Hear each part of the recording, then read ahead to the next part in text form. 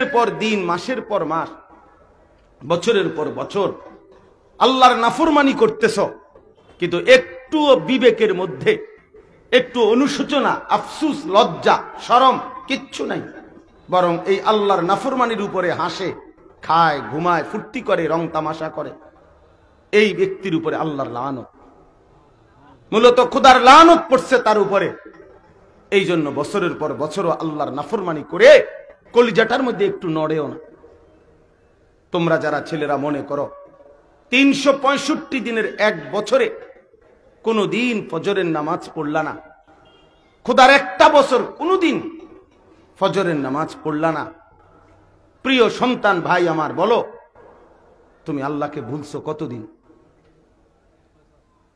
তাহলে একটি বছর কোনোদিন ফজরের নামাজ পড়লা না, কারণটা কি?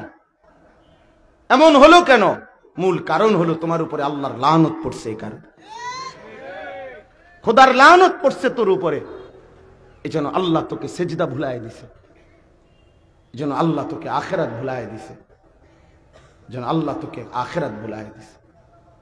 30 বছর ধরে মিথ্যা বলে, 30 বছর ধরে সুদ খায়, প্রতিদিন ওজনে কম দেয়, প্রতিদিন নাচ গান, নাটক, সিনেমা, নর্তকী, ছবি, উলঙ্গ দৃশ্য, জিনা, ব্যভিচারের দৃশ্য প্রতিদিন দেখতেছে, প্রতিদিন আল্লাহর নাফরমানি, বছরের পর বছর বিড়ি সিগারেট খাইতেছে, কথায় কথায় গালিগালাজ করতেছে, প্রতিদিন হারাম উপার্জন করতেছে। একজন মুসলমান এভাবে ধারাবাহিক 30 বছর মিথ্যা বলে কেমনে? 20 বছর মিথ্যা বলে কেমনে মিয়া? 30 বছর সুদ খায় কেমনে? একজন মহিলা 20 বছর কেমনে বেপর্দা থাকে? একটা মুসলমানের ঘরে প্রত্যেক দিন কেমনে নাচ গান, নাটক, সিনেমা, টেলিভিশন চলে? কিভাবে? এইভাবে আল্লাহকে ভুলে গেল কেমনে? আখিরাত ভুলে গেল কেমনে? মূলত আল্লাহর লানত পড়ছে, এই কারণে ভুলে গেছে। খোদার লানত পড়ছে তোমার উপরে, তোমার ফ্যামিলির উপরে আল্লাহর লানত পড়ছে। এই জন্য তোমার ফ্যামিলি ওলারা ভাত চিনছে, সেজদা চিনে নাই। এই জন্য তোমার ঘরওয়ালারা বিল্ডিং চিনছে, কিন্তু মালিক চিনে নাই। মালিক চিনে না, বিল্ডিং চিনছে। ধারাবাহিক ভাবে কিয়ামতের অনেকগুলো আলামত নবী সাল্লাল্লাহু আলাইহি ওয়াসাল্লামের উম্মতের কাছে পেশ করেছেন, বলে গেছেন। তাহলে আসলে এটা একটা চিন্তার কথা যে আমার ছাত্র জীবনে আমার একটা কথা মনে আছে। আমার একজন উস্তাদ ছিলেন যার কাছে আমি কাফিয়া কিতাব পড়ছি, হযরত মাওলানা ইরশাদুল্লাহ রাহমাতুল্লাহি আলাইহি। হুজুর ইন্তেকাল করছে। তো এই হুজুর আমাদেরকে সবকের মধ্যে একটা সময় কথার প্রসঙ্গে বলছিলেন যে দেখো কিয়ামতের মন্দ আলামত যেগুলো, চিহ্ন, এগুলো তো আল্লাহ তাআলা প্রকাশ করবেন, নবীজি বলছেন। কাউকে না কাউকে দিয়েই প্রকাশ হবে, কিন্তু দোয়া করো তোমারে দিয়ে যেন প্রকাশ না হয়। আল্লাহ যেন তোমার দ্বারা কিয়ামতের মন্দ চিহ্ন না দেখায়। মনে করেন এইমাত্র বলল যে কিয়ামতের একটা আলামত যে ব্যক্তি তার স্ত্রীর গোলামি করবে, ওয়া আতাআর রাজুলু ইমরাআতাহু ওয়া আক্কা উম্মাহু, মার নাফরমানি করবে, ওয়া আদনা সাদীকাহু, বন্ধুকে কাছে টেনে নিবে, ওয়া আকসা আবাহু, বাবাকে দূরে সরাই দিবে। এই যে একটা কিয়ামতের চিহ্ন, যে স্ত্রীর গোলামি করবে, মার নাফরমানি করবে, বন্ধুদেরকে নিয়েই সময় কাটাবে, বাবাকে দূরে সরাই দিবে। এই যে এটা তো আল্লাহ তাআলা যেহেতু নবীজি বলছেন কিয়ামতের পূর্বে হবে, তাহলে এটা কাউকে না কাউকে দেওয়া হবে কিনা? কথা বলেন না? তো হুজুর বলছিলেন যে বাবা দোয়া করো, আমাদেরকে বলছিলেন যে তোমারে দিয়ে যেন আল্লাহ পাক এই আলামতটা না দেখায়। অর্থাৎ তুমি যেন সেই মানুষটা না হও যে তার স্ত্রীর গোলামি করে, তুমি যেন সেই সন্তান না হও যে তার মার নাফরমানি করে, তুমি যেন সেই সন্তান না হও যে তার বাবাকে দূরে সরায় দেয়, তুমি যেন সেই ছেলেটা না হও যে তার বন্ধুদেরকে কাছে টান। বন্ধুদেরকে নিয়েই ব্যস্ত থাকে। এটা যেন আল্লাহ আমারে দিয়া না দেখায়, আমারে দিয়ে না দেখায়। এই জন্য হযরতের এই কথার সাথে আমি এই একটা কথাই শুধু মিলাই দিলাম, বললাম আপনাদের কাছে, ছেলেরা তোমাদের কাছে, প্রিয় ভাই, তোমাদের দ্বারাও যেন কিয়ামতের কোনো মন্দ আলামত প্রকাশ না পায়। যেমন আল্লাহর নবী সাল্লাল্লাহু আলাইহি ওয়াসাল্লাম বলছেন, কিয়ামতের পূর্বে যে দাজ্জাল বের হবে, সেই দাজ্জালের চুল এলোমেলো হবে, স্বাভাবিক চুলের ব্যতিক্রম, ঝাঁকড়া কোকড়া, সামনে বড়, ডানে বামে বড় এবং বিশ্রী স্বাভাবিকতার পরিপন্থী। আল্লাহ নবী সাল্লাল্লাহু আলাইহি ওয়াসাল্লাম বলছেন, এটা দাজ্জালের চুল। ইন্নাহু শাবুন কাতাতুন, দাজ্জাল হবে যুবক। এবং কাতাত, এই কাতাত শব্দের অর্থ হলো চুল এলোমেলো, যুগ যুগ ধরে পূর্বপুরুষের আল্লাহর বান্দাদের যে স্বাভাবিক চুল তার ব্যতিক্রম। এটা দাজ্জালের চুল, আল্লাহ তাআলা বলছেন, নবী সাল্লাল্লাহু আলাইহি ওয়াসাল্লাম বলছেন। তাইলে সেইটা যদি তোমাদের মাথায় যাদের আছে, তোমরা ইনসাফের সাথে, যারা সেলুন থেকে, মোবাইল থেকে, কিংবা কোনো সিনেমার নায়ক, ফুটবল ক্রিকেটের কোনো কাফের খেলোয়াড়, তার থেকে তোমরা যে চুলের ডিজাইন নিছো, এরকম ঝাঁকড়া চুল, বড় চুল, চারদিকে কাটা, মাঝখানে পাখির বাসার মতো ইত্যাদি বিভিন্ন রকম, প্রিয় ভাই আমার মনে রাখো, এটা দাজ্জালের চুল, কাফেরের চুল, মুশরিকের চুল। তাইলে কিয়ামতের এই মন্দ চিহ্নটা আল্লাহ তোমারে দিয়া দেখাইল, তুমি বদনসিব, তুমি মনে করো তুমি মন্দ কপাল, খোদার লানতের জন্য আল্লাহ তোমারে বাছাই করল, দাজ্জালের চিহ্ন দেখাইবার জন্য তোমারে মনোনীত করল। এটা কেমন অভিশপ্ত, কেমন অভিশপ্ত।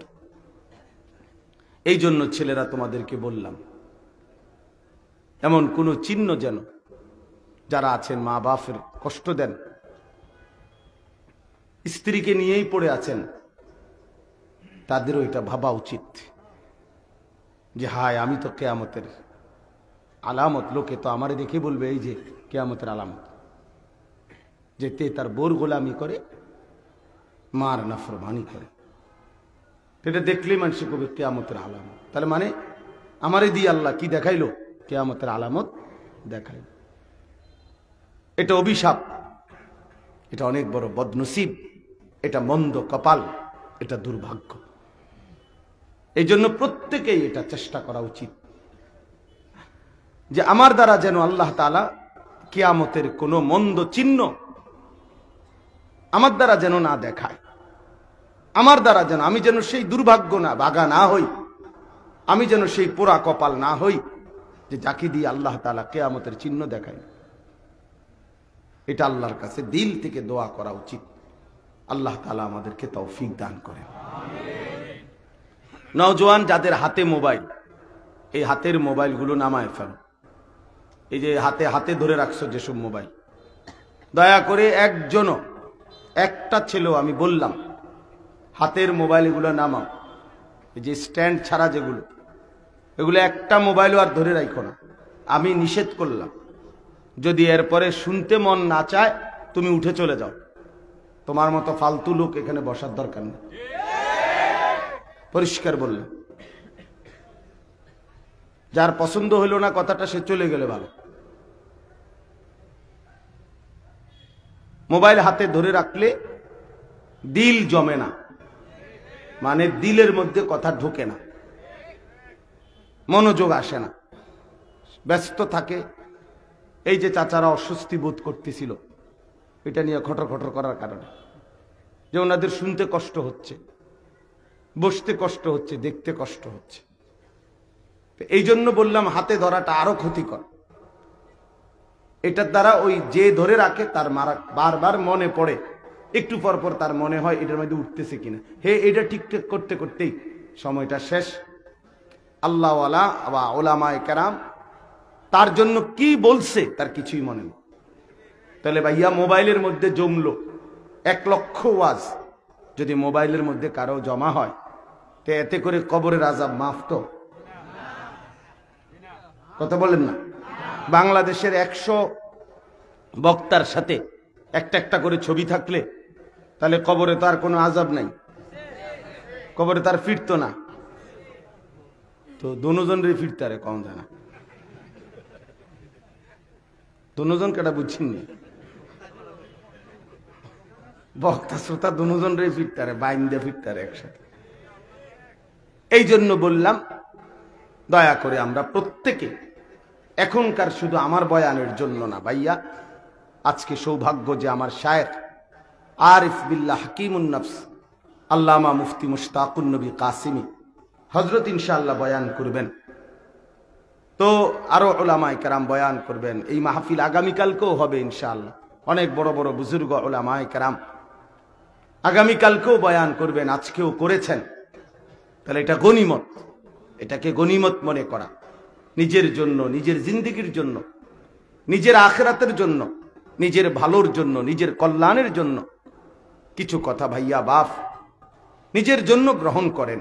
আসলেন আর গেলেন গতানুগতিক এমন যেন না হয়, বরং দিলের মধ্যে যেন একটু হলেও বিবেক যেন নড়ে, অনুভূতি যেন জাগে যে হায় আমি কি শুনলাম, কি বুঝলাম, আমার কি উচিত ছিল, আমি কি করছি। এটা ইনসাফ, এটা উচিত, একজন মুসলমানের ভাবা উচিত। ইদা সাররাতকা হাসানাতুকা ওয়া সাআতকা সাইয়্যাতুকা ফাআনতা মুমিন। আল্লাহর নবী সাল্লাল্লাহু আলাইহি সাল্লাম বলেন, যখন নেক কাজ করলে তোমার খুশি লাগে আর গুনাহের কাজ করলে কষ্ট লাগে, তখন তুমি মনে রেখো তুমি মুমিন। তখনও ঈমান আছে, কিন্তু যেদিন এর চাইতে নিচে নেমে যাইবা তো মনে করবা ঈমান হারায় গেছে। অর্থাৎ দিনের পর দিন, মাসের পর মাস, বছরের পর বছর আল্লাহর নাফরমানি করতেছ, কিন্তু একটুও বিবেকের মধ্যে একটু অনুশোচনা, আফসুস, লজ্জা, শরম কিচ্ছু নাই, বরং এই আল্লাহর নাফরমানির উপরে হাসে, খায়, ঘুমায়, ফুর্তি করে, রং তামাশা করে, এই ব্যক্তির উপরে আল্লাহর লানত, মূলত খোদার লানত পড়ছে তার উপরে। এই জন্য বছরের পর বছরও আল্লাহর নাফরমানি করে কলিজাটার মধ্যে একটু নড়েও না। তোমরা যারা ছেলেরা মনে করো 365 দিনের এক বছরে কোনো দিন ফজরের নামাজ পড়লা না, খোদার একটা বছর কোনোদিন ফজরের নামাজ পড়লা না, প্রিয় সন্তান ভাই আমার বলো তুমি আল্লাহকে ভুলছো কতদিন? তাহলে একটি বছর কোনোদিন ফজরের নামাজ পড়লা না, কারণটা কি? এমন হলো কেন? মূল কারণ হলো তোমার উপরে আল্লাহর লানত পড়ছে। এই কারণ খোদার লানত পড়ছে তোর উপরে, এজন্য আল্লাহ তোকে সেজদা ভুলায় দিছে, এজন্য আল্লাহ তোকে আখিরাত ভুলায় দিছে, যেন আল্লাহ তোকে আখিরাত ভুলায় দিছে। 30 বছর ধরে মিথ্যা বলে, 30 বছর ধরে সুদ খায়, প্রতিদিন ওজনে কম দেয়, প্রতিদিন নাচ গান, নাটক, সিনেমা, নর্তকী, ছবি, উলঙ্গ দৃশ্য, জিনা, ব্যভিচারের দৃশ্য প্রতিদিন দেখতেছে, প্রতিদিন আল্লাহর নাফরমানি, বছরের পর বছর বিড়ি সিগারেট খাইতেছে, কথায় কথায় গালিগালাজ করতেছে, প্রতিদিন হারাম উপার্জন করতেছে। একজন মুসলমান এভাবে ধারাবাহিক 30 বছর মিথ্যা বলে কেমনে? 20 বছর মিথ্যা বলে কেমনে মিয়া? 30 বছর সুদ খায় কেমনে? একজন মহিলা 20 বছর কেমনে বেপর্দা থাকে? একটা মুসলমানের ঘরে প্রত্যেক দিন কেমনে নাচ গান, নাটক, সিনেমা, টেলিভিশন চলে? কিভাবে? এইভাবে আল্লাহকে ভুলে গেল কেমনে? আখিরাত ভুলে গেল কেমনে? মূলত আল্লাহর লানত পড়ছে, এই কারণে ভুলে গেছে।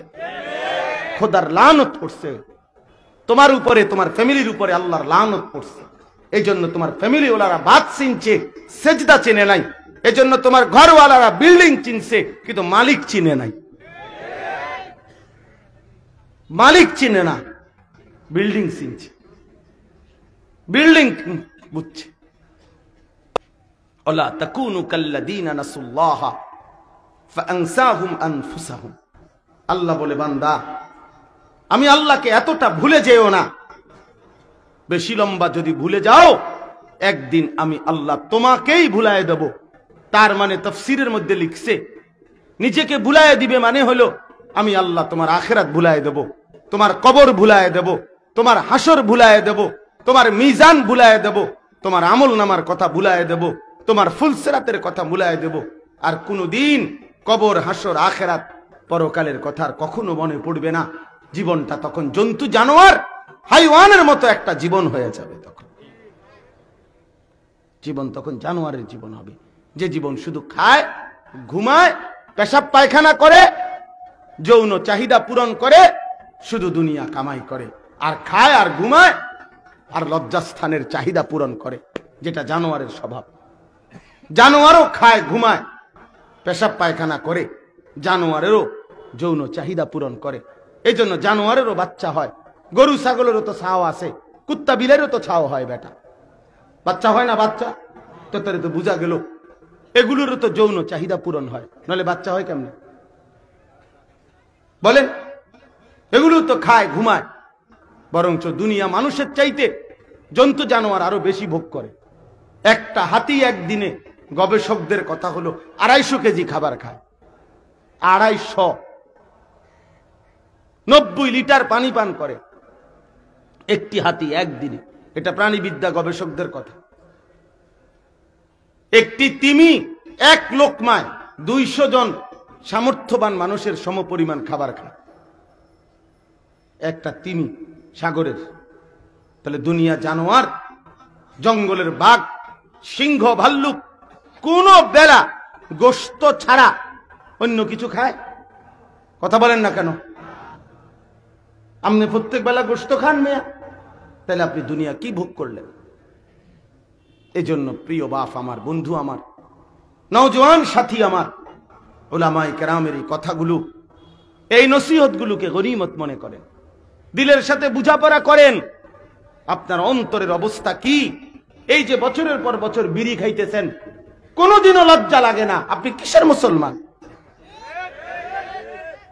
প্রতিদিন মিথ্যা বলে মুসলমান, কথায় কথায় গালি দেন, কথায় কথায় কাস্টমারকে ঠকান, প্রত্যেক দিন ওজনে কম দেন, সব সময় সুদের লেনদেন করেন। ছেলেটা কোনোদিনও নামাজ পড়ে না, মেয়েটা কোনোদিনও পর্দা করে না, স্ত্রী কোনোদিনও পর্দা করে না। ঘরের এই মানুষগুলো আপনার ঘরে, আপনি বাপ জীবিত, আর আপনার ছেলে কোনোদিন ফজরের নামাজ পড়ে না, মেয়েটা কোনোদিন ফজরের নামাজ পড়ে না। 14 বছরের 16 বছরের মেয়েটা টাইট কাপড় পইরা, 8-7 কাপড় পরা রাস্তায় রাস্তায় ঘুরে, আর অসভ্য জানোয়ার, বখাটে দুশ্চরিত্র লম্পট ছেলেরা পিছে পিছে হাঁটে, টিটকারি মারে, ইটকারি মারে, বিভিন্ন শীষ মারে, অসভ্য কথা বলে। আর তুই বেটা বইয়ে বইয়ে পয়সা কামাই করো। কি ধরনের বাপ হইলি বেটা তুই? বেটা লানত পড়ছে, এই জন্য এরকম হইছে। বিবেকের উপরে লানত পড়ছে, চোখের উপরে লানত পড়ছে, মাথার উপরে লানত পড়ছে, জেহানের উপরে, বুদ্ধি বিবেকের উপরে আল্লাহর লানত পড়ছে। এই কারণে, নাহলে বিবেক থাকলে বুঝতো আমার মেয়ে কেন বেপর্দা, আমি মানুষ, মুসলমান, আমার স্ত্রী বেপর্দা হবে কেন, আমার ছেলে নামাজ পড়বে না কেন, আমার ঘর নাফরমানের ঘর হবে কেন, আমার ছেলে মেয়ে নাতি নাতনি মুসলমান হয়ে আল্লাহর কোরআন পড়তে পারবে না কেন, কোরআন পড়বে না কেন? আমি কিসের মুসলমান হইলাম? বাতের নাম মুসলমান, বিল্ডিং এর নাম মুসলমান, লন্ডনের নাম মুসলমান, ইউরোপের নাম মুসলমান। কি বুঝাইতে চান আপনারা? কি বলতে চান? বাংলাদেশ কিংবা বিদেশ এটাই সফলতা? বিল্ডিং কিংবা দালান এটাই মুসলমানের সফলতা? কথা বলেন না কেন? এটাই সফলতা আমাদের? বিল্ডিং দেখাইছেন নাকি আপনি সফল? বিল্ডিং দেখাইয়া সফল হয়? তো কি দেখান? বিল্ডিং দেখান কিনতেন, সোফা কিনতেন দেখান, ফার্নিচার কি লেগে দেখান, দামি গাড়ি দেখান কেন, জমি দেখান কেন, এগুলো বলেন কেন? সেজদার কথা বলেন, ছেলেটা নামাজ পড়ে কিনা বলেন, মেয়েটা পর্দা করে কিনা বলেন, ছেলের বউ পর্দা করে কিনা বলেন, ছেলে আল্লাহর কোরআন পড়তে পারে কিনা বলেন, আপনি নিজে কোরআন পড়তে পারেন কিনা বলেন, এটা হিসাব দেন। মুসলমান তো আপনি এগুলা না বলবেন, মুসলমান তো আখেরাত বলবে। মুসলমান দুনিয়াতে এমনি মিলে যায়, দুনিয়া চাইতেও হয় না মিয়া, দুনিয়া লেগে দোয়াও করতে হয় না, কোনো দরকার নাই মিয়া। খালি বাল্লি কাফের বেঈমান কার কাছে দোয়া করে? হেরা দুনিয়া পায় নাই। কথা বলেন না কেন? যারা নাস্তিক মুরতাদ, যারা ডাইরেক্ট বলে যে আল্লাহ বলতে কিচ্ছু নাই, তারা দুনিয়া ভোগ করে না, তো হে কোত্থেকে পায়? সে পায় কোত্থেকে? তাকে আল্লাহ দেয় কিনা বলেন না কেন? তো দুনিয়া একটা ফালতু জিনিস, এটা আল্লাহ বেঈমানরেও দেয়, মুশরিককেও দেয়, এটা নাস্তিককেও দেয়, যে আল্লাহরে মানে না, যে আল্লাহকে স্বীকারই করেন আল্লাহ বলতে কিছু আছে। এমন পণ্ডিত, এমন বুদ্ধিজীবী আছে এই বাংলাদেশের জমিনে আছে, পরিষ্কার বলে আমাকে কেউ বানাইছেন, আমি এটা মনে করি না, আমি প্রকৃতির সৃষ্টি। হেতারে প্রকৃতি বানাইছে তার আব্বা, প্রকৃতি তার সৃষ্টিকর্তা প্রকৃতি। আল্লাহকে স্বীকার করে না, আল্লাহ তাকে খাওয়ায় না, সে বিয়ে করে না, তার বিল্ডিং নাই, তে দুনিয়া ভোগ করে না।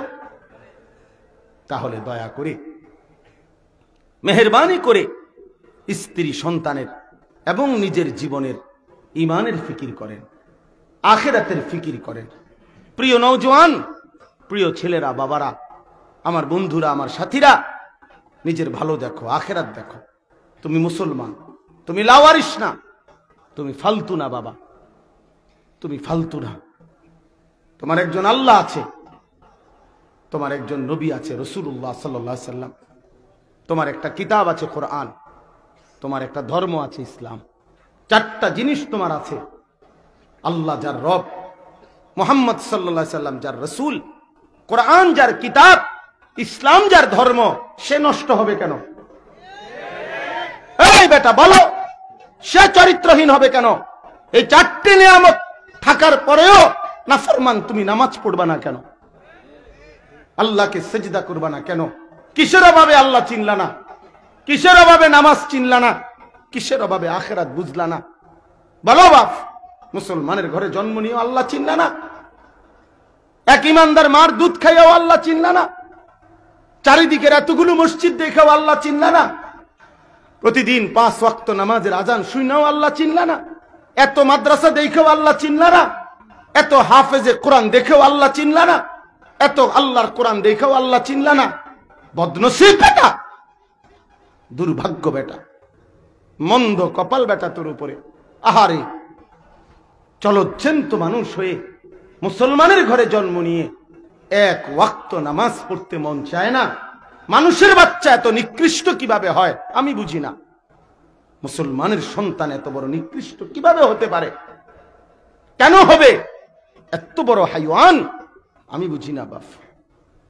আমি কোনোভাবে হিসাব মিলাইতে পারি না, কোনোভাবে আমি বুঝি না এটা কিভাবে সম্ভব। এটা কিভাবে সম্ভব? যার বাবা মুসলমান, যার মা মুসলমান, যার দাদা মুসলমান, দাদি মুসলমান, যার নানা মুসলমান, নানি মুসলমান, যার চাচা মামা ফুফা খালু মুসলমান, যে আল্লাহকে চিনে, যে রসুলের নাম জানে, যে কোরআন দেখছে, যে ইসলামকে মানে, বিশ্বাস করে, সে একটা সেজদাও দিবে না? বলো না ভাইয়া, এটা কিভাবে সম্ভব বলেন? কেমন মোহর মারলে তার কলজাটার ভিতরে, খোদার কেমন লানত পড়লে এভাবে আল্লাহকে ভুলে যা। ও খাতামা আলা সামঈহি ওয়া কলবি, কোরআন শরীফে আছে বাপ, আল্লাহ বলেন আমি যখন কারো উপরে নারাজ হই তো আমি তার 3টা শাস্তি দেই। এর মধ্যে একটা হলো আমি তার কানে এবং অন্তরে মোহর মেরে দেই। একটা হলো ওয়াজআলা আলা বাসারিহি গিশাওয়া, তার চোখের সামনে পর্দা ফেলে দেই। আরেকটা হলো আমি তারে আদাল্লাহুল্লাহ, আমি আল্লাহ তাকে গোমরাহ করে দেই, পথভ্রষ্ট করে দেই, হকের রাস্তা থেকে সরায় দেই, জান্নাতের রাস্তা থেকে সরায় দেই, জাহান্নামের দিকে ফেলে দেই। আল্লাহ নারাজ হইলে, আল্লাহ নারাজ হলে ভাই আল্লাহকে হারায় ফেলা, আখিরাত ছুটে যাওয়া, গন্তব্য ভুলে যাওয়া, মঞ্জিল না চিনা, আমি যাচ্ছি কোথায়, যাব কোথায়। ইতিপূর্বে প্রতিদিন যে মানুষগুলো মারা যায়, এরা কই যায় এটা যে বুঝে নাই বন্ধু। এত লাশ, এত জানাজা, এত কবর, এত মানুষের মৃত্যু চোখের সামনে, তোমার কলিজার ভিতরে যদি একটা বার ওই কথা ভাবনা না আনে, আহা কই যায় এই মানুষগুলো, কে তাদেরকে নিয়ে যাচ্ছে? মরতে তো কেউ চায় নাই। পৃথিবীর সবচেয়ে দুঃখী লোকটাও মরতে চায় না, পৃথিবীর সবচেয়ে সুখী লোকটাও মরতে চায় না, রাজপ্রাসাদের অট্টালিকার লোকটাও তো মরতে চায় না, কুড়ে ঘরের লোকটাও তো মরতে চায় না। কিন্তু বন্ধু, মৃত্যু তো কাউরেই থামায় না, থাকতে দেয় না। থাকতে দেয় কাউরে? তাইলে একটাবার তো ভাবো ভাইয়া, একটাবার তো ভাবো, ইনসাফ করো, নিজের উপরে দয়া করো বাপ। এত ছেলে তোমরা, আমি তোমাদেরকে বললাম বাবা, নিজের ফিকির করো, নিজের ভালো দেখো বাবা, নিজের কল্যাণ দেখো, নিজেরে নষ্ট করে দিও না বাপ। একদিন সত্যি সত্যি তুমি একাই, তুমি একাই। তোমার যেদিন পেট ব্যথা হয়, অন্য কারো হয় না, তোমার সাথে, তোমার বন্ধুদের। তোমার যদি পাও ভাঙ্গা যায়, তোমারই পাও ভাঙ্গে, বন্ধুদের পাও ভাঙ্গে না।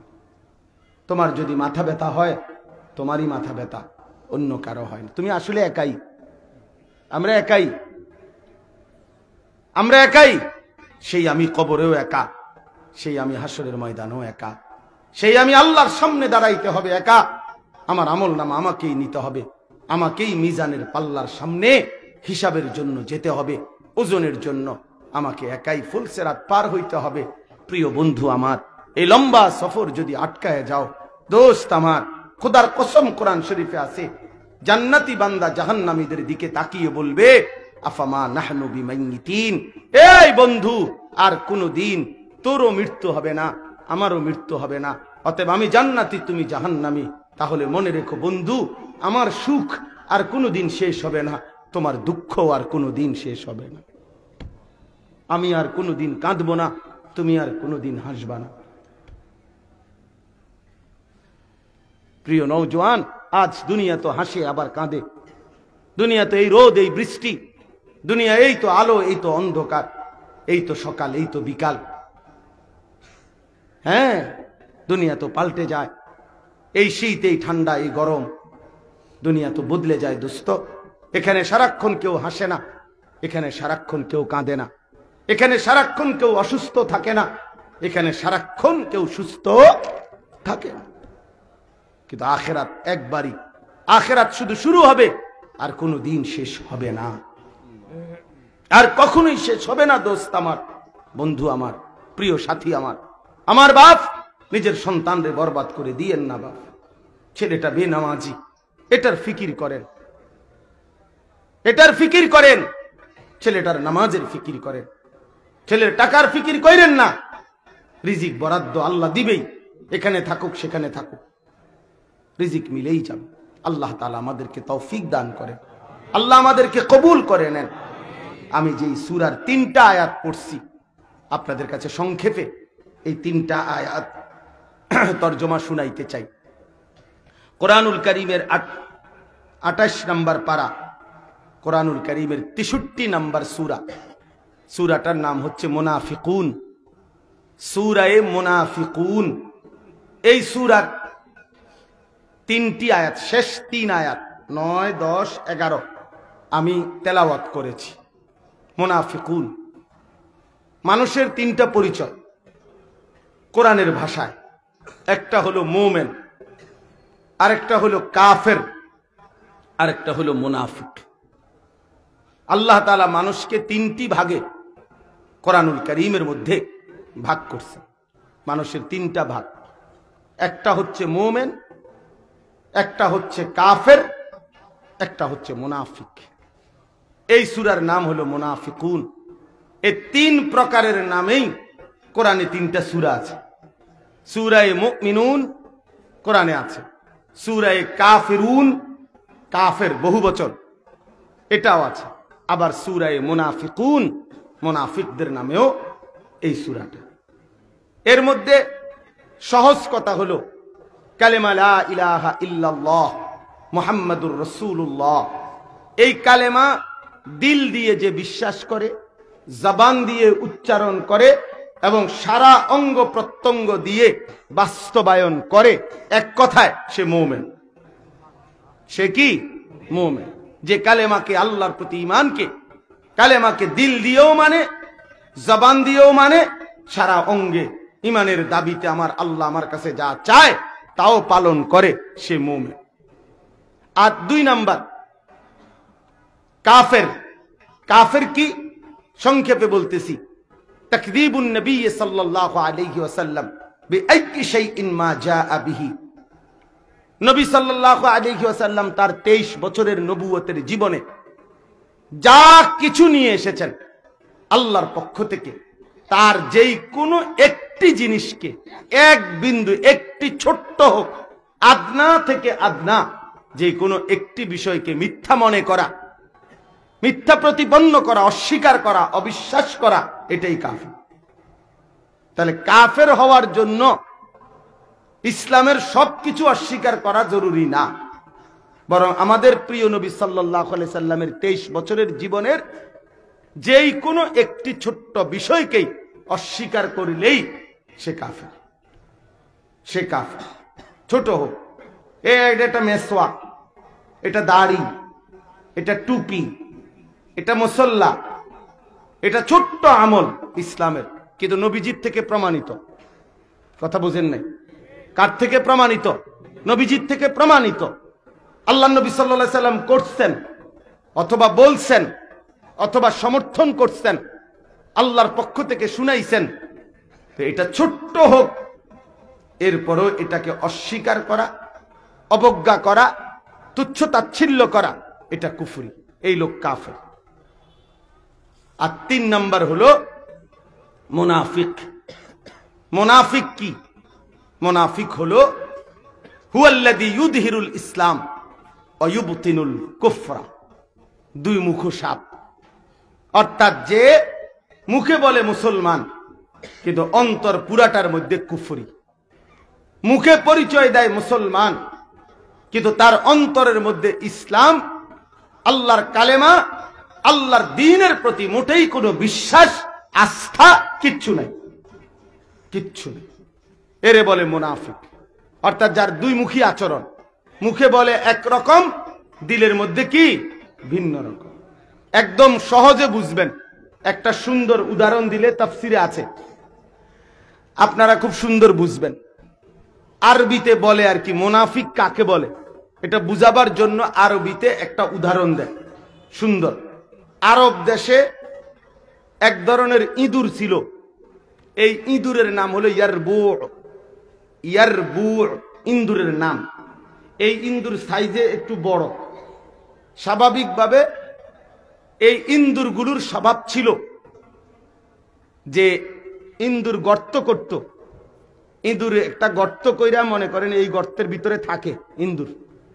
কিন্তু এই ইঁদুরের স্বভাব ছিল, এই যে এদিক দিয়ে একটা গর্ত করছে মুখ, যেটা দিয়ে সে আপনার ভিতরে ঢোকে বাইর হয়, তো এদিক দিয়ে সে মাটি আপনার খোরল করতে করতে করতে মাটিরে ওই মনে করেন আধা মাইল দূরে, আধা কিলো দূরে এই পুরা মাটি নিচে দিয়া সরাইয়া সরাইয়া সরাইয়া সরাইয়া ওইখান দিয়া আরেকটা মুখ বানাইছে।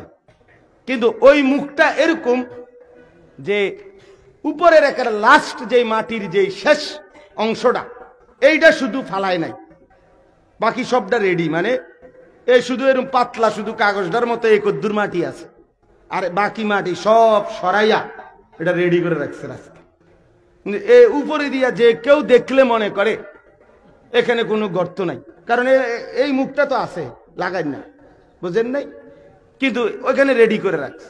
তো এই ইয়ারবু', এই ইন্দুরের স্বভাব ছিল, যখনই কেউ তারে দৌড়ানি দিত, কোনো মানুষ লাঠি নিয়া বা কিছু নিয়া যদি ওই ইন্দুরটাকে দৌড়ানি দিত, তো সে করত কি, এই ইন্দুর এই মুখ দিয়া, যেদিক দিয়ে তার বড় খোলা মুখ, এন দিয়ে ঢুকছে, তো ঢুকাতে এই লোক তো এখানেই দাঁড়ায় রয়েছে, হে তো বুঝছে যাচ্ছা এটা নিয়ে নাড়ানাড়ি করে, হে তো এন দিয়ে বাইরিব আবার। কথা বুঝছেন কিনা? কিন্তু সে একটা দৌড় দিয়া ওইখান দিয়া বাইরে হয়ে গেছে, কারণ ওইটা না রেডি আছে, হের শুধু আমরা খোঁচা দিছে, আরে বাইরে হয়ে গেছে। তো এইটা যখন মানুষ দেখতো আরবে, মানে ওই দিক দিয়ে বাইরে হয়ে গেছে, তখন মানুষ, আরবের প্রবাদ ছিল আর কি, আরবের মানুষ বলতো না ফাকাল ইয়ারবু', হায় হায় ইন্দুর তো মুনাফিকি করলো। ইন্দুর কি করলো?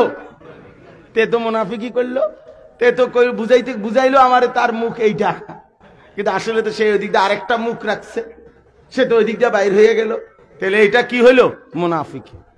এইটা এখান থেকে বুঝায় যে মুনাফিক বলতে বুঝায় যে এক মুখে সে তো বলে মুসলমান, কিন্তু যখনই এই জায়গা নাড়ে, যখনই ইমানদারদের মজলিস থেকে নাড়ে, অন্যত্র বেঈমানদের কাছে যায়, কাফের মুশরিকের কাছে যায়, ইযা খালাউ ইলা শায়াতিনহিম ক্বালু ইন্না মাআকুম, তারা ওইখানে গিয়েই বলে আমি মূলত তোমাদের সাথী, আমি তোমাদেরই সঙ্গী।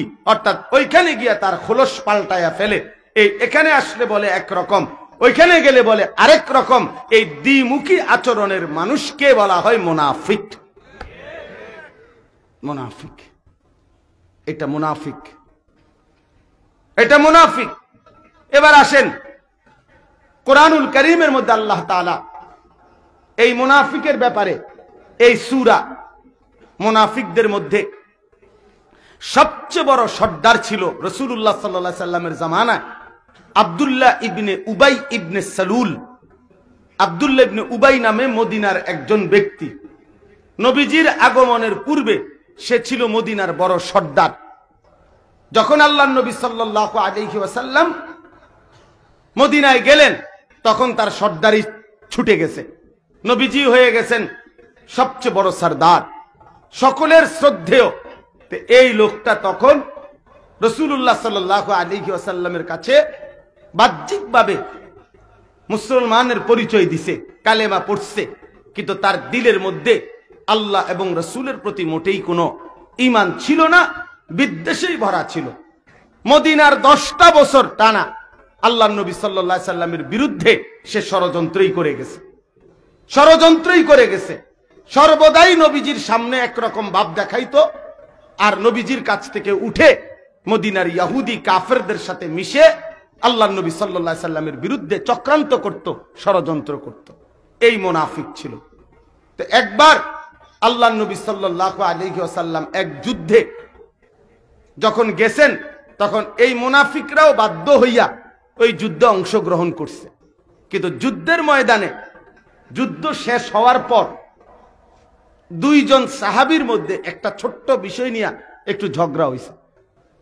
কিন্তু ঘটনা চক্রে হইল কি, যে দুইজন সাহাবীর মধ্যে ঝগড়া হইছে, এর মধ্যে একজন ছিল মক্কার সাহাবী, মুহাজির, যারা নবীজির সাথে হিজরত করে আসছে মক্কা থেকে, আর আরেকজন হইল মদিনার সাহাবী, যারা মদিনার থেকে মুসলমান হয়েছিল, যাদেরকে বলা হতো আনসার। এই ঝগড়াটা লাগছে এই মুহাজির এবং আনসার একটা কূপের পানিকে কেন্দ্র করে। তখন এই ঝগড়া লাগতে গিয়ে আনসারি সাহাবী আর এই মুহাজির তর্ক করতে গিয়ে মুহাজির সাহাবী আনসারি সাহাবীকে আঘাত করতে গিয়ে দুজনের ঝগড়ায় যিনি আনসার মদিনার, উনি একটু বেশি ব্যথা পাইছে, আঘাত পাইছে। আল্লাহর নবী সাল্লাল্লাহু আলাইহি সাল্লাম আয়েশা তৎক্ষণাৎ মীমাংসা করে দিছে, ওনাদের মধ্যে সমঝোতা করে দিছে, মিলাইয়া দিছে ওনাদেরকে। কিন্তু ঘটনা হইছে কি, ঘটনা হইছে এই যে নবীজি তো সমাধান করে দিছে, কিন্তু ওই যে মুনাফিক আব্দুল্লাহ ইবনে উবাই, এই বেঈমান মুনাফিকে ওই আনসারীদেরকে একত্র করে, যারা মদিনার সাহাবী, তাদেরকে বলছে যে এই দেখলানি মক্কা থেকে যারা আসলো, তারা এখনই তোমার ঘরে আঘাত করলো, আরো বেশি দিন যদি তাদেরকে মদিনায় থাকতে দাও, ধীরে ধীরে তোমার এক সময় তোমাদের জন্মভূমি থেকে বিতাড়িত করে তাড়ায়া দিবে। অতএব এখনই তোমাদের উচিত যে এই মক্কার লোকগুলোকে আর মদিনায় ঢুকতে না দেওয়া। নাউজুবিল্লাহ। এই কথা সে তাদেরকে বুঝাইছে, বুঝাইতে চেষ্টা করছে। আল্লাহর নবী সাল্লাল্লাহু আলাইহি সাল্লামের খাঁটি সাহাবীরা এক বিন্দুও তার কথা শুনে নাই। তখন এই অবস্থার প্রেক্ষাপটে আল্লাহ তাআলা সূরা মুনাফিকুন, এই যে 28 নম্বর পারার এই 63 নম্বর এই সূরাটি নাজিল করে আল্লাহ তাআলা ওই মুনাফিক আব্দুল্লাহ ইবনে উবাইয়ের সম্পূর্ণ মুখোশ আল্লাহ তাআলা উন্মোচন করে দিয়েছেন। এবং তার আচরণটা আল্লাহর নবীর কাছে আল্লাহ স্পষ্ট বলেছেন যে ইদা জাআকাল মুনাফিকুনা ক্বালু নাশহাদু ইন্নাকা লারাসূলুল্লাহ, হে নবী, যখন মুনাফিকরা আপনার কাছে আসে তখন বলে যে নিশ্চয়ই আপনি আল্লাহর রাসূল, ওয়াল্লাহু ইয়ালামু ইন্নাকা লারাসূলু, আল্লাহ জানে আপনি আল্লাহর রাসূল, তবে ওয়াল্লাহু ইয়াশহাদু ইন্নাল মুনাফিকিনা লাকাদিবুন, তবে এটা নিশ্চিত শুনে নেন যে আল্লাহ সাক্ষ্য দিতেছে এই মুনাফিকরা মূলত আপনাকে রাসূল মানে না, বরং এরা মিথ্যাবাদী, বরং এরা মিথ্যাবাদী। আমার বন্ধু, আমার ভাই, আমার বাপ, এই কথা আপনাদেরকে স্পষ্ট মনে রাখতে হবে। কর্মে আচরণে যার ইসলামের খেলাফ আচরণ প্রতিনিয়ত প্রকাশ করে, বিশ্বাস করেন ওই মানুষটা মুমিন থাকে না, ওই মানুষটা মুনাফিকের অন্তর্ভুক্ত হয়। রাসূলুল্লাহ সাল্লাল্লাহু আলাইহি সাল্লাম হাদিসে, আল্লাহ তাআলা কোরআনে অসংখ্য আমলের বেলায় আল্লাহ কোরআনে বলছেন, নবী হাদিসে বলছেন, এই ত্রুটিগুলো যাদের, আল্লাহর নবীও বলছেন তাকে মুনাফিক, আল্লাহর কোরআনও তাকে বলছে মুনাফিক। তাহলে আমরা দেখি কোরআনের মধ্যে, হাদিসের মধ্যে 2-3টা উদাহরণ আমি আপনাকে দেখাই, তাইলে আপনি বুঝবেন মুনাফিকের আচরণ কার মধ্যে আছে। আমি থাকলে আমি দোষী, আপনি থাকলে আপনি দোষী। আল্লাহ তাআলা কোরআনুল কারীমের মধ্যে বলছে, দেখেন মুনাফিকের 3টা চিহ্ন আল্লাহ তাআলা কোরআনুল কারীমের মধ্যে বলছে। 1 নাম্বার হলো ওয়া ইযা কামু ইলাস সালাতি কামু কুসালা, এই কোরআনের আয়াত। আল্লাহ বলে মুনাফিক কারা? তারা যারা নামাজ পড়ে অলস ভাবে, নামাজ পড়ে অলস ভাবে, নামাজ পড়ে কোন রকমে অলসতার সাথে, খামখেয়ালির সাথে, একেবারে তাড়াহুড়া, কোন রকম নামাজটা পড়ে একদম অলস, অবহেলা, গাফলতির সাথে। আল্লাহর কোরআনে আল্লাহ বলছে এটা মুনাফিকের চিহ্ন। হাদিস শুনেন, আবু দাউদ শরীফের হাদিস। আল্লাহর নবী সাল্লাল্লাহু আলাইহি সাল্লাম বলেন, তিলকা সালাতুল মুনাফিক, তিলকা সালাতুল মুনাফিক, তিলকা সালাতুল মুনাফিক। ওই নামাজ মুনাফিকের নামাজ, ওই নামাজ মুনাফিকের নামাজ, ওই নামাজ মুনাফিকের নামাজ। 3 বার বলছে নবী, মানে নামাজিরে বলতেছে ওই নামাজ মুনাফিকের নামাজ।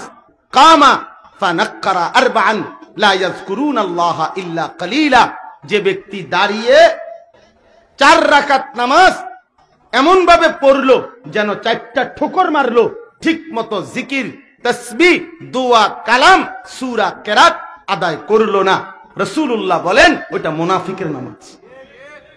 এবার ইনসাফের সাথে বলেন, প্রিয় বাপ আমার, বন্ধু আমার, বেনামাজির কথা বাদ দেন, বেনামাজি তো বাদে, আগেই বাদ, কিন্তু নামাজ পড়ে অথচ ঠিক মতো পড়ে না, আল্লাহর রাসূল এবং আল্লাহর কোরআন তাকে মুনাফিক বলছে, মুনাফিক বলছে। এখন বলেন, আমরা যাদের সূরা কেরাত অশুদ্ধ, আমাদের নামাজের কি হালাত? আমরা যারা 4 রাকাত সুন্নত নামাজ পড়তে গিয়া 1 মিনিটে 1.5 মিনিটেই দামাদাম তাড়াহুড়ো করে নামাজ পড়ে ফেলি, আমাদের নামাজের কি হালাত? আমরা যারা রুকুত থেকে সোজা হইয়া দাঁড়ায় না, রুকুত থেকে একটু মাথা উঠাইয়াই আরেকটা সেজদা দিয়ে ফেলি, আমাদের নামাজের কি হালাত? আমরা যারা সেজদা দিয়া মাথা একটু উঠাইয়া আরেকটা সেজদা দিয়ে ফেলি, আমাদের নামাজের কি হালাত? আমরা যারা নামাজের মধ্যে তাসবিহগুলো, নামাজের দোয়া, আত্তাহিয়াতু, দোয়ায়ে কুনুত, দোয়ায়ে মাসুরা, সানা, এগুলো শুদ্ধভাবে পড়তে পারি না, বরং তাড়াহুড়ো করে পড়ি, আমাদের নামাজের কি হালাত? বলেন, নবীজি তো বলছেন যে নামাজ শুধু ঠোকর মারে, তাড়াহুড়ো করে, এটা মুনাফিকের নামাজ। এজন্য দয়া করে নিজের নামাজ মুমিনের নামাজ বানান। যারা নামাজ পড়েন তাদেরকে বললাম, নিজের নামাজ ইমানদারের নামাজ পড়েন। 4 রাকাত নামাজ পড়েন, এত তাড়াতাড়ি কেন করেন? 100 দানার তসবিহ পড়ে, দেখবেন অনেক মাঝ বয়সী লোক তসবিহ পড়ে মনে যেন মেশিন চালু করে দিছে। সুবহানাল্লাহ, সুবহানাল্লাহ, সুবহানাল্লাহ, সুবহানাল্লাহ, সুবহানাল্লাহ, আলহামদুলিল্লাহ, আলহামদুলিল্লাহ, আলহামদুলিল্লাহ, আলহামদুলিল্লাহ, আল্লাহু আকবার, আল্লাহু আকবার, আল্লাহু আকবার। এটা কি? এভাবে তাসবিহ পড়তেন নবীজি? আপনার বিশ্বাস হয় এটা? আল্লাহর নবী এভাবে তাসবিহ পড়তেন? তাইলে বলেন, এ তো মুনাফিকি আচরণ। এজন্য নামাজকে তাড়াহুড়া করা, নামাজকে সুন্দরভাবে না পড়া, নামাজের সূরা, কেরাত, দোয়া, কালাম, রুকু, সেজদা ঠিক মতো না পড়া, এটা মুনাফিকের নামাজ, মুমিনের নামাজ নয়। আচ্ছা আসেন 2 নাম্বার, আল্লাহর নবী সাল্লাল্লাহু আলাইহি ওয়াসাল্লাম বলছেন, হাদিসের মধ্যে আছে, আপনারা অনেক শুনছেন এই হাদিসটা, যে নবীজি বলছেন মুনাফিকের চিহ্ন 4টি। কয়টি? কয়টি বলেন? মানে দুইটা হাদিস মিলাই একসাথে বলে ফেললাম। এক হাদিসে বলছে 3টা, আরেক হাদিসে বলছে 4টা। তো আগের 3টা আর পরের হাদিসে একটা অতিরিক্ত আছে, এই 4টা।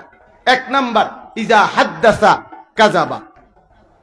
নবীজি বলছেন যে কথা বলে তো মিথ্যা বলে, এটা মুনাফিকের চিহ্ন। ওয়া ইজা ওয়াদা আখলাফা, যে ওয়াদা করে কিন্তু প্রতিনিয়ত ওয়াদার বরখেলাফ করে, এটা মুনাফিকের চিহ্ন। ওয়া ইজা তুমিনা খানা, তার কাছে যখন কিছু আমানত থাকে সে আমানতের খেয়ানত করে, আমানতকে নষ্ট করে দেয়, আমানতের খেয়ানত করে, এটা মুনাফিকের চিহ্ন। আর ওয়া ইজা খাসামা ফাজারা, কারোর সাথে যখন ঝগড়া করে, যে কোনো বিষয়ে তর্ক লাগে, তো তখনই গালিগালাজ শুরু করে। কি শুরু করে? মন্দ গালি দেওয়া শুরু করে। আল্লাহ রাসূল বলছেন এটা মুনাফিকের চিহ্ন। তাইলে আমাদের মধ্যে এই আখলাক যদি থাকে, তো এই আখলাক কার আখলাক? মুমিনের না মুনাফিকের? আচ্ছা, এরপরে শুনেন, আল্লাহ নবী সাল্লাল্লাহু আলাইহি সাল্লাম বলেন 2টি নামাজ এমন, 5 ওয়াক্ত নামাজের মধ্যে 2টা নামাজ আছে এমন যারা মুনাফিক তাদের জন্য পড়া কঠিন। আসকাল, নবীজি বলছেন 2 ওয়াক্ত নামাজ আছে এমন, যেই 2 ওয়াক্ত নামাজ পড়া ওই ব্যক্তির জন্য কঠিন যারা মুনাফিক। মুনাফিক মুনাফিক সেই 2 ওয়াক্ত নামাজ কি? আল্লাহর নবী বলছেন একটা হলো সালাতুল ইশা, এশার নামাজ, আরেকটা হলো সালাতুল ফজর, ফজরের নামাজ। এখন বলেন, ইনসাফের সাথে বলেন, যারা বছরের পর বছর, দিনের পর দিন, মাসের পর মাস ফজরের নামাজ পড়েন না, এই যুবক, তোমাদের যাদের কপালে ফজরের সেজদা নাই, তোমার পরিচয়, তোমার রাসূল বলছে মুনাফিক, মুনাফিক, মুনাফিক, মুনাফিক বেটা, মুনাফিক বেটা। মুমিনের দাবি করো না, মুমিন খামখেয়ালি না, ভোটার আইডি কার্ডে লিখলে হবে না। ধর্ম ইসলাম, ভোটার আইডি কার্ড দিয়া কবরে চলবে না। কবরে তোমার জন্ম নিবন্ধন সনদ দিয়া হবে না, সেজদা দিয়া, সেজদা দিয়া। কি দিয়া? সেজদা দিয়া। আল্লাহর নবী বলছে যে ফজরের নামাজ মুমিনের নামাজ। ফজরের নামাজ যে পড়ে না সে মুনাফিক, মুনাফিক। তাহলে আমাদের এই আচরণের কি হালাত? আমার ছেলের ইমানের কি অবস্থা? আমার মেয়ের ইমানের কি অবস্থা? আমার স্ত্রীর ইমানের কি অবস্থা? আমার নিজের ইমানের কি অবস্থা? আল্লাহর কসম, ইমান ছাড়া আখিরাতের ময়দানে গেলে খোদার কসম অনন্তকালের জন্য জাহান্নামে যেতে হবে, জাহান্নামে যেতে হবে, অনন্তকালের জন্য জাহান্নামে যেতে হবে। এজন্য ফজরের নামাজ মুমিনের নামাজ। আমরা যারা এখানে বসছি, আমরা প্রত্যেকেই নিজেকে মুসলমান মনে করি, করি না? কথা বলেন না, করেন কিনা? নিজেকে মুমিন মনে করেন কিনা? যদি নিজেকে মুমিন মনে করেন, তাহলে এটা মনে রাখতে হবে, ফজরের নামাজের প্রতি যত্নবান হওয়া, ফজরের নামাজের প্রতি যত্নবান হওয়া, এটা ইনসাফের কথা। ফজরের নামাজ যে পড়ে না, নবীজি বলছে সে খবিস। বিশ্বাস করেন, ফজরের নামাজ যে পড়ে না, নবীজি বলছে তার 2 কানে শয়তান পেশাব করে দেয়। নবীজি বলছে, নবীজি বলছে ফজরের নামাজ না পড়ে যে ঘুম থেকে উঠে বাইরে বের হয়, সে শয়তানের পতাকা নিয়ে বের হয়, শয়তানের পতাকা নিয়ে বের হয়। এই শয়তানের অনুসারী, শয়তানের দোসর, নাউযুবিল্লাহ।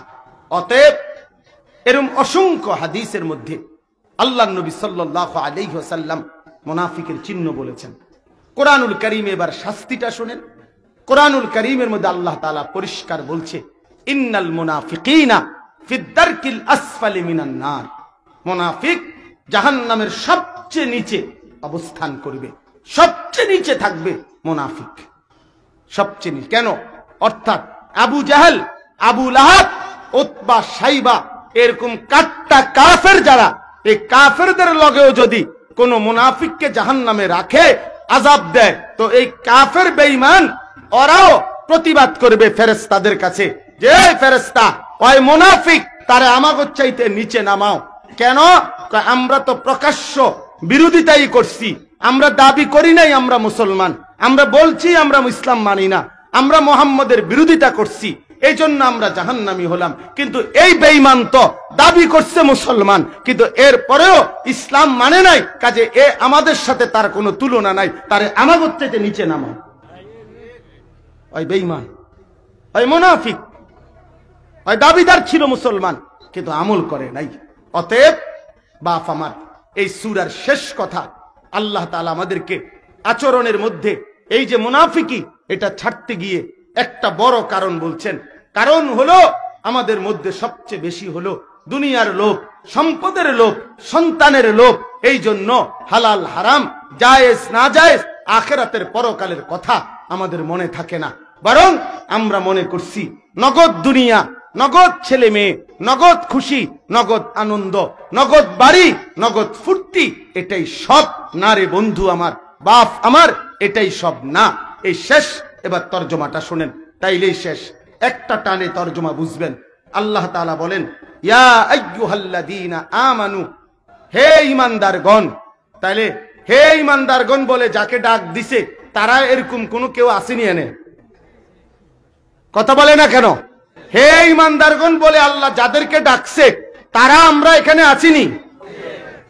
আমাদেরকে ডাকছে। কথা বলেন না, আমাদেরকে ডাকছে কিনা? আল্লাহ বলেন, লা তুলহিকুম আমওয়ালুকুম ওয়ালা আওলাদুকুম আন যিকরিল্লাহ। এই মুনাফিক সূরার মধ্যে বলছে, হে ঈমানদার, তোমাদের সম্পদ এবং তোমাদের সন্তানাদি তোমাদেরকে আল্লাহর স্মরণ, আল্লাহর জিকির, আল্লাহর বন্দিগি যেন ভুলাইয়া না দেয়। আল্লাহ বলছে, মুমিন এত বড় ভুল করো না, ছেলের মোহে, মেয়ের মোহে পড়ে, সম্পদের লোভে পড়ে আল্লাহর স্মরণ ভুলে যেও না, সেজদা ভুলে যেও না, নামাজ ভুলে যেও না, হালাল ভুলে যেও না, আখিরাত ভুলে যেও না। ওমান ইয়াফআল যালিকা, যে এটা করবে, ফাউলাইকা হুমুল খাসিরুন, সে নিশ্চিত ক্ষতিগ্রস্ত হবে। আখিরাতে কি হবে? ক্ষতিগ্রস্ত হবে। দুনিয়া সবারই চলে মিয়া, দুনিয়া চলা আশ্চর্য না, আখিরাতে ক্ষতিগ্রস্ত হবে। এরপরে আল্লাহ তাআলা বলেন, ওয়া আনফিকু মিম্মা রাযাকনাকুম মিন ক্বাবলি আন ইয়াতিয়া আহাদাকুমুল মাউত। আল্লাহ বলছে, ঈমানদার, তোমাদের প্রত্যেকের মৃত্যু আসার আগে আগেই আল্লাহর পথে নিজের জান, নিজের মাল, নিজের সম্পদ খরচ করো, ব্যয় করো, আল্লাহর পথে খরচ করো। নিজের ছেলেকে, মেয়েকে, মাল, সম্পদ সবকিছু আল্লাহর জন্য ব্যয় করো, আল্লাহর পথে পরিচালনা করো। কেন? মৃত্যু আসার আগে আগেই করো। কেন আগেই করো? কেন? আল্লাহ বলেন, ফায়াকুলা রাব্বি লাউলা আখারতানি ইলা আজালিন করিব। কেননা নাফরমানি যদি করতে থাকো, আল্লাহর অবাধ্যতা যদি করতে থাকো, আখিরাতের ফিকির করো নাই, নামাজের ফিকির করো নাই, স্ত্রী সন্তানের পরকালের চিন্তা করো নাই, তাহলে মনে রেখো, যেদিন মৃত্যু আসবে, মালাকুল মউত আজরাইল সামনে আসবে, সেদিন প্রত্যেক নাফরমান পাপী আল্লাহর কাছে বলবে, আল্লাহ কিছু সময়ের জন্য আমাকে দুনিয়ায় থাকতে দেন। আফসোস করবে, একটু সময় চাইবে, একটু হায়াত চাইবে। কেন? আল্লাহ বলবে কেন? তো নাফরমান বলবে, ফাআসাদদাকা ওয়া আকুম মিনাস সালিহিন। আল্লাহ এবার যদি সুযোগ পাই, আজরাইল যদি চলে যায়, তাহলে আমি সব আপনার রাস্তায় দান করে দেব, আর আমি নিজেও 100 ভাগ নেককার হয়ে যাব। আল্লাহ বলেন, ওয়ালা ইউআখিরাল্লাহু নাফসান ইদা জাআ আজালুহা। নারে নাফরমান, আমি কোন প্রাণ, কোন আত্মাকে তার মৃত্যুর সময় হলে মালাকুল মউতকে হাজির করিলে আমি আর কাউকে সুযোগ দেই না। আরে বেটা, আজরাইলকে দেখাইয়া মৃত্যুর সামনে থেকে যদি ফেরাউনকেও সুযোগ দিতাম, তো ফেরাউনও ফিরে ভালো কাজ করতে চেষ্টা করত, কারণ আজরাইলকে তো দেখছে। আজরাইলকে দেখাইলে আমি আর কাউকে ফেরত দেই না। আল্লাহু খাবীরুম বিমা তা'মালুন। মনে রেখো, নিশ্চিত তোমাদের সমস্ত কর্মকাণ্ড, ভালো কিংবা মন্দ, রাত কিংবা দিন, সকাল কিংবা দুপুর, একাকী কিংবা প্রকাশ্য, হালাল কিংবা হারাম, জায়েজ কিংবা নাজায়েজ, সব আল্লাহ খবর রাখতেছেন, হিসাব রাখতেছেন। এর পূর্ণ ফয়সালা হাসরের ময়দানে তিনি করবেন। এই জন্য প্রিয় বন্ধু আমার, বাপ আমার, মেহেরবানি করে আল্লাহর ওয়াস্তে নিজের ঈমান, নিজের আমল, নিজের আখিরাতের প্রতি যত্নবান হন। প্রতিটা যুবক নিজের পরকালের ফিকির করেন, প্রতিটা বাপ সন্তানের পরকালের ফিকির করেন। আল্লাহ তাআলা এই মাহফিল, এই ইন্তেজাম, এই সমস্ত মেহনত আল্লাহ তাআলা কবুল করে নেন।